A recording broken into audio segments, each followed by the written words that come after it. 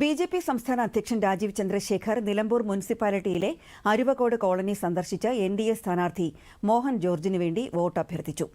ജമാഅത്തെ ഇസ്ലാമിയെ വെള്ളപൂശി യു.ഡി.എഫിൽ എടുക്കാനാണ് കോൺഗ്രസ് ശ്രമിക്കുന്നതെന്ന് അദ്ദേഹം പറഞ്ഞു.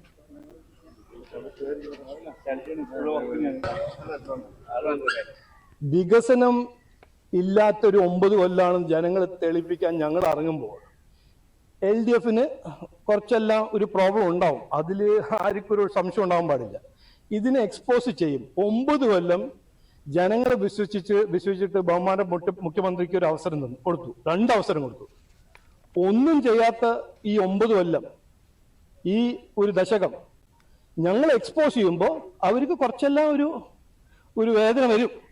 അപ്പൊ ഇതെല്ലാം നടക്കും. ഇന്നിപ്പോ നടന്നത് ഒരു എക്സാമ്പിൾ ആണ്, ഉദാഹരണമാണ്.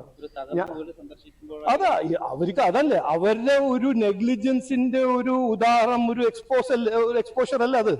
അവിടെ പോയി കാണിക്കുമ്പോൾ ഇങ്ങനത്തെ വീടാണ് ഈ ലെഫ്റ്റിന്റെ സർക്കാർ. എൻ.ഡി.എ സ്ഥാനാർത്ഥി മോഹൻ ജോർജിന്റെ തെരഞ്ഞെടുപ്പ് പ്രകടന പത്രികയായ വികസിത നിലമ്പൂർ രൂപരേഖ രാജീവ് ചന്ദ്രശേഖർ പ്രകാശനം ചെയ്തു.